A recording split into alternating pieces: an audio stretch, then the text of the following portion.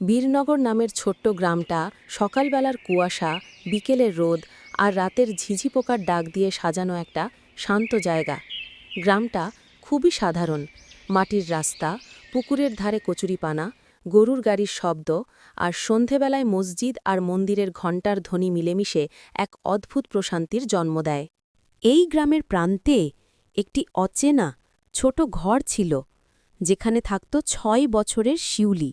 নরম চোখ, শান্ত মুখ, কিন্তু তার নামের পাশে গ্রামের মানুষের একটাই ট্যাগ, ওটা অপয়া মেয়ে। কারণ শিউলির বাবা মা দুজনেই গ্রামে খুব ভালো মানুষ বলে পরিচিত ছিলেন। কিন্তু দুর্ভাগ্যক্রমে শিউলি জন্মানোর কয়েক মাস পরেই তার বাবা এক ঝড়ের রাতে নৌকাডুবিতে মারা যান।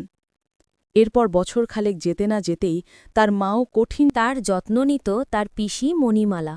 বয়স বেশি নয়, কিন্তু মন খুব নরম। মানুষ কি বলে সে পাত্তা দিত না। তবে গ্রামের কথায় পরিবারের ওপর যে চাপ তৈরি হতো সেটা লুকোতে পারত না। শিউলি খুব শান্ত ও নিরীহ প্রকৃতির বাচ্চা। অন্যদের মতো হইচই করা, দৌড়াদৌড়ি, ঝগড়া এগুলো তার স্বভাবে নেই। সে চুপচাপ দুপুরবেলায় আঙিনার আমগাছের নিচে বসে ছবি আঁকে বা মাটির খেলনা বানায়। কিন্তু যখন গ্রামে অন্য বাচ্চারা খেলত, তখন তাকে ডাকত না। কেউ বলতো, ওকে নিলে খেলা নষ্ট হয়ে যাবে। ওর কাছে যাস না, ওর ছায়াও খারাপ। পিসি, আমি কি অপয়া?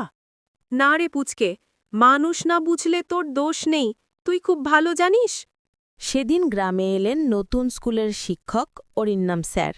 বয়স ৩০-এর কাছাকাছি, মুখে সদা হাসি আর আচরণে দারুণ নম্র।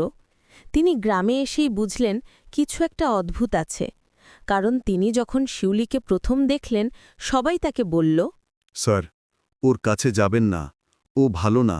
খারাপ মানুষ হয়, শিশু নয়। তারপর তিনি শিউলির পাশে গিয়ে দাঁড়ালেন। স্যার জিজ্ঞাসা করলেন, তুমি কি এঁকেছ? সে আস্তে আস্তে খাতা বাড়িয়ে দিও। এগুলো তুমি এঁকেছ? তুমি খুব প্রতিভাবান, তুমি জানো? শিউলি হঠাৎ তার দিকে তাকাল। এমন কথা সে কোনোদিন শোনেনি। কিছুদিনের মধ্যে অরিন্দাম স্যার বুঝতে পারলেন যে শিউলি শুধু একা নয়, একটা অন্যায় বোঝা বয়ে বেড়াচ্ছে। একদিন তিনি মিটিং ডাকলেন। গ্রামের অনেক মানুষ এলো। স্যার বললেন, একটা ব্যাপার নিয়ে কথা বলতে চাই। শিউলি নামে ছোট্ট মেয়েটার ওপর আপনারা যে অপয়া ট্যাগ লাগিয়েছেন, সেটা ভুল। কোনো শিশু দোষ নিয়ে জন্মায় না। গ্রামের পুরনো লোকেরা গজগজ করতে লাগল, আমরা কি মিথ্যে বলছি? ওর জন্যই সব অঘটন। অঘটন ঘটেছে, কিন্তু তার কারণ মেয়েটি নয়। দুর্ভাগ্য আর কুসংস্কারকে আলাদা করতে না পারলে সমাজ কখনো এগোয় না। স্যার, আপনি গ্রামে নতুন, সব জানেন না। আমি জানি একটা শিশুকে আলাদা করে রাখলে সে নিজের ওপর বিশ্বাস হারায়। আমি শিক্ষক, আমার কাজ সত্য শেখানো, মিথ্যে নয়। কথাবার্তা যেমনই হোক, গ্রামের মানুষ পুরোপুরি বদলায়নি। কুসংস্কার সহজে যায় না। একদিন দুপুরে ভয়াবহ ঘটনা ঘটল। গ্রামের মাঝের পুকুরে 2 বাচ্চা খেলতে গিয়ে হঠাৎ একজন পা পিছলে জলে পড়ে গেল। আশেপাশে কেউ ছিল না।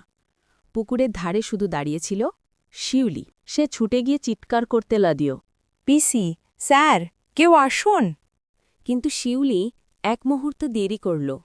সে হাত বাড়িয়ে নেমে গেল, তাকে তুলে নিল। সেদিন পুরো গ্রামে আলোচনা শুরু হল। ও তো বাচ্চাদের প্রাণ বাঁচিয়েছে। অপয়া হলে এমন সাহস হয়?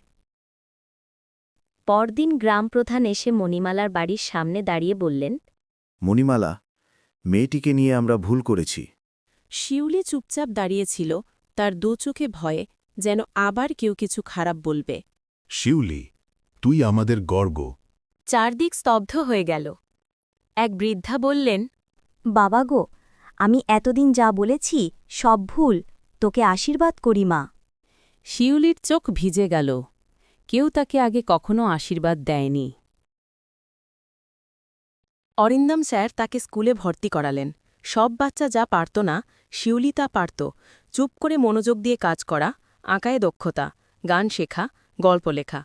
নতুন বন্ধু হল, নতুন উচ্ছ্বাস এলো। শিউলি একদিন স্যারকে বলেছিল, আমার আর ভয় লাগে না। কেন? কারণ এবার গ্রাম আমাকে দেখে না, আমায় বোঝে। শিউলি কোনো জাদুতে বদলায়নি। মানুষ বুঝেছে একটা শিশুর জন্মের সঙ্গে কোনো অপয়া শব্দ জুড়ে দেওয়া যায় না। শিশুই তো ভবিষ্যৎ, অশুভ নয়। এবং বীরনগর গ্রামের মানুষরা সেদিন থেকে আর কখনো কোনো শিশুকে অপয়া বলে ডাকেনি।